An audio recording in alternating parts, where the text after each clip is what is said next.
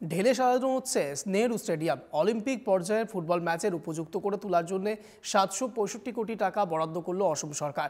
অসম ক্যাবিনেটের সিদ্ধান্ত জানালেন মুখ্যমন্ত্রী হিমন্ত বিশ্ব শর্মা।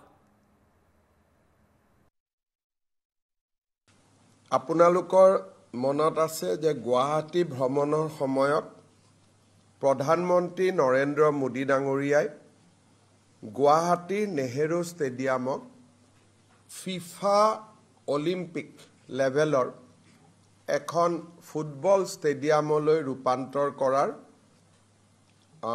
এখন আঁচনিত আধাৰশিলা স্থাপন কৰিছিলে। কেবিনেটে এই গোটেই ৰিডেভেলপমেণ্ট প্ৰজেক্টটো য'ত নেকি বৰ্তমানৰ নেহেৰু ষ্টেডিয়ামটো ভাঙি পেলোৱা হ'ব, তাত নতুনকৈ এখন ফুটবল ফিল্ড বনোৱা হ'ব, এখন ট্ৰায়েল মেটছৰ ফুটবল ফিল্ড বনোৱা হ'ব, ইনডোৰ ষ্টেডিয়াম থাকিব, ছুইমিং পুল থাকিব। এই গোটেই প্ৰকল্পটোৰ কাৰণে নিবিদা আহ্বান কৰিছিল। লাৰ্চন এণ্ড টাৰ্বো কোম্পানীয়ে এই নিবিদা লাভ কৰিবলৈ সক্ষম হৈছিলে। আজি কেবিনেটে সেই প্ৰকল্পটোত অনুমোদন জনাই 765 কোটি টকা ইয়াত ব্যয় হ'ব।